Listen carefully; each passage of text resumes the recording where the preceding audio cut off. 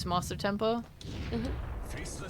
Wow, I love Faceless Void. This hero's sick. I think Faceless Void is really nice this game, but I also think PA is not like that. But like they've hit level 2 now, bot. So I would watch right now. They're gonna go. Yeah, they're instantly jumping on Kuku, who's still level 1, and with the bug on him, a couple more right clicks. Jackie has a dagger in a second, and that's first blood going his way. You called it, Sheepo. The second they... Demon and Mirana thing, it's so easy for them to just go around and kill people. This game is a little bit harder. They can still bring supports mid for like these power runes. I think they'll be a big point. Like Yopaj is really gonna want these runes this game. Yep. Going in again onto Kuku. They're looking for this kill once more. They get rid of the bug, but that's not going to be enough as another kills goes the way of Jackie. That's just the lane. What can you do? Yep. It seems every single time we see this lane, they're just getting kill after kill. 3 now to Jackie's name. I mean, for Team 1 with the Beastmaster? Or no, maybe not if he instantly dies, yeah. Oh no. Say it ain't so. One more dagger. Is it going to be enough? Ooh, he barely lives. Timsy wants it. He's going to Shikuchi in. He breaks the salve. He's willing to die for it. He knows Kuku has no TP, and he may not even die. He may want to die, but... Boar? But it's hard because they're so good at killing boars on their lane bot. Yeah. Maybe top the Tim's. Yeah, they go in. FBZ gets a nice shield crash off, and they've got the kill onto Whitemon. No revenge kill from Gabby because of the disarm. He couldn't really. And he's so good at coming back from that. A lot of the times I see him just kind of play back and like farm like the hard camp in your triangle, and try and recover there. Oh, he's dead again. Oh no! Oh no! Oh Kuku! Oh no! Oh, and Gabby dies. Top. Well, that was going. This is bullying at this point.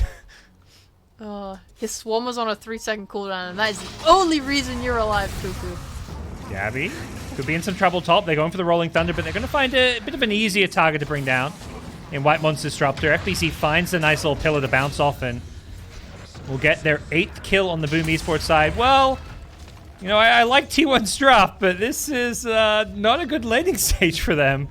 Definitely a bit concerning. They're going to rotate in Carl on the Kunkka, but he instantly gets nightmared up. Snapfire's there maybe to help guarantee that this torrent lands. They're going to throw out the Goji, but well, that's just the Bane.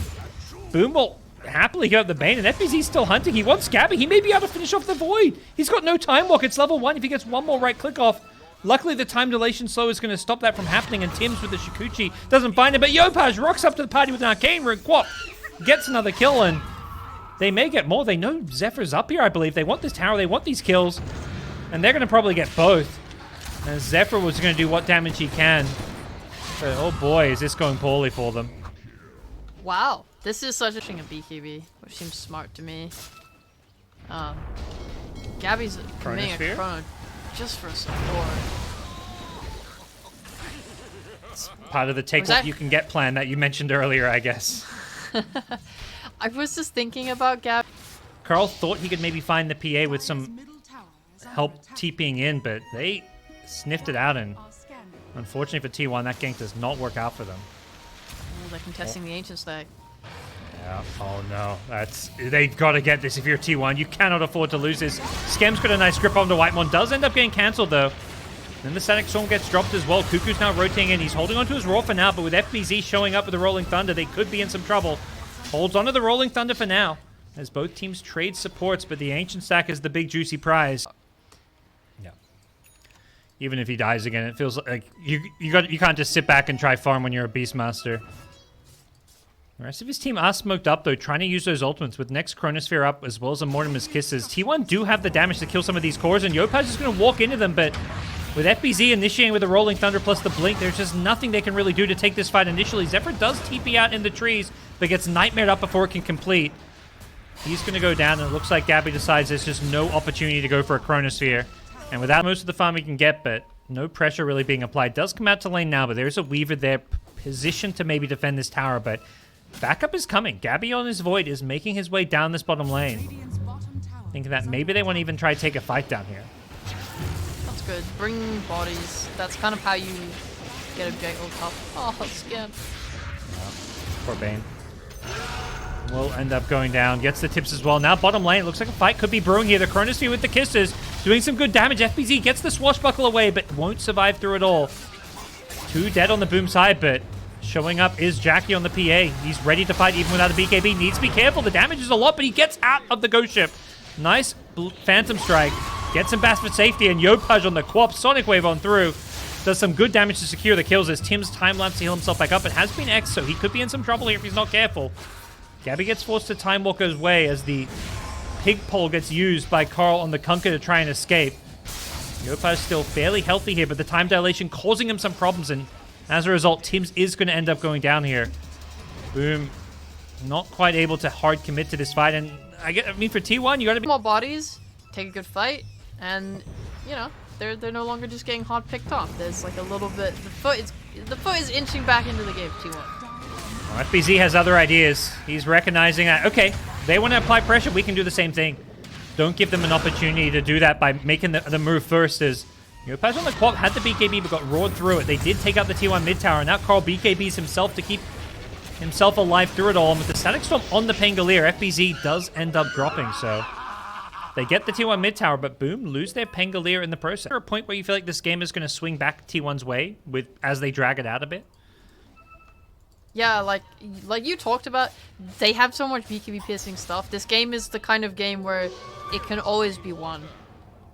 Okay. Oh, This could be the fight where it starts to become one. Skem walks into everybody there, but the Sonic Wave from the high ground with the Rolling Thunder. Now a Ghost Ship turner on the Torrent. It could be too much. Boom, Esports get eaten alive by it initially, but the PA BKB going charging forward eats the Void alive. He couldn't find a good Chronosphere, and Carl now all alone.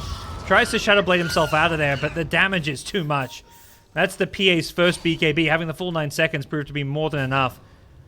But outlook is still a bit grim for the time being. Smoking in his scam. They fight. Whoa! Cancelled his own Fiend script there. I think knowing it was about to get cancelled by the Centaur, and Carl just eats up the Bane with his BKB. Looking for a new target. Nice Chronosphere on a 2. The Ghost Ship follow-up, and they've got the Pangolier. Rolling Thunder or not, the Chronosphere is going to lock you down. Jackie comes into the fight on the PA. He's committed his BKB for this one, but he hasn't got the damage to deal with Carl, I don't think. And that Silver Edge is something he's got to respect as well. Will quickly lose all his evasion if he's not careful. Jackie comes back in with the glimpse back, but it looks like both teams with a 2 for 2 are looking to see whether or not they can re-engage. Tim's going to time-lapse himself and also get a nice Athos out onto Gabby. The cookie away. Gabby gets low and he dies to the Sonic Wave. Oh, the crit I think the crit actually killed him before the Sonic Wave. He didn't even get hit by the Sonic. Save that. He actually just was like, oh yeah, I'm strong. I have Aegis. You show your face to me. I don't care if you're 5 heroes. I'm just going to jump instantly into you. Yeah. Just jumped on the Void, forced a Time Walk away, tanked the Static Storm without BKBing. We'll get pulled back in here. He may lose his Aegis without much in exchange, but he's managed to blink in aggressively once again with the Satanic. Doesn't lifesteal all too much. Gets brought low and actually finished off by Zephyr, so they've taken out the Aegis now. They will have that Chronosphere now to deal with the BKB as well as the Roar, but on the backline, just the Queen of Pain, Yopaj, jumping in, perhaps a little bit too deep. He's Chronosphered underneath the tier 4 towers. Ghost Ship follow-up is there as well, but the grip onto the Faceless Void. The Queen of Pain does still go down here, but Jackie on the PA looking to clean things up here, and without a Roar or a Chronosphere, they just don't have the control to address the PA. They glimpse her back, though. Perhaps with this, she's going to be too far in alone. The Scatterblast stun hitting her up as well with the Torrent, but here comes FBZ to perhaps save the day, or at least save the PA. They know they need to get him out alive here with the Satanic. Jackie still healing himself back up. Fan of Knives doing a bit of damage as well, but he's been broken once more by the Silver Edge. Rolling Thunder comes to an end, and now it's full retreat for Jackie, but he gets glimpsed back into a Static Storm. Now he's in some trouble if there's any damage. Gabby's trying to find him, gets the time dilation slow. Scatterblast not going to come out as Zephyr gets stunned up. Nice play from Jackie to Phantom Strike away from the Scatterblast, but another glimpse back. He needs his BKB. He hasn't got it. Instead, he's got maybe a Satanic to heal his way through it. He's going to turn and look to fight his way out of this one. They just don't have an answer for Jackie. They try as hard as they may. They just can't kill this PA. BKB or not. Jackie survives through it all. He gets the tips from his teams. They use like DPC season was really just the story of like, man, like I wish Tino would really pull a hard weight like when Yopaj had a bad game. And Jackie's showing that he can easily do it. He is a carry replacement that is turning up so hard. It is beautiful to watch. I think Boom are so strong and showing their strength in this game. Big turnaround from game 1. And they're looking for that killing blow now, going for the tier 4 towers, going for the throw. No GG call yet from T1. They've got the buyback on the Void. One last hurrah. They go in with the Scatter Blast into Cookie Stun onto the PA, but I don't know if they've got the damage for this one. Not when PA has a BKB still that he's holding on to. Cuckoo survives a little bit longer with a Ghost Scepter, but it's not really going to be enough. Gabby's going to be forced to time walk out of this, and the dagger kills Whitemon in his own fountain. GG is called.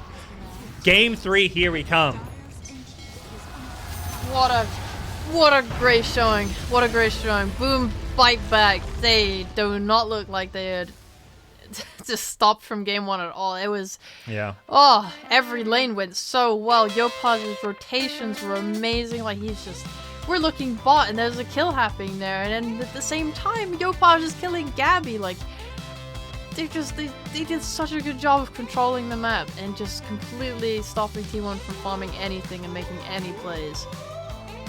And what's really impressive to see is both teams playing with a new player from the DPC leagues, a stand-in or maybe new permanent member, we don't exactly know, but they both come in and they're both playing lights out. Like, Gabby game 1 on his Terrorblade, like, standout performance. In this game, Jackie, I mean, crushed his lane, but also just the game as a whole, he was phenomenal. So it's so impressive to see these teams are just having a new player, and for these new players on a new team to just be giving these amazing performances. Yep. And even though there are new players, like, I think it was T1 2-0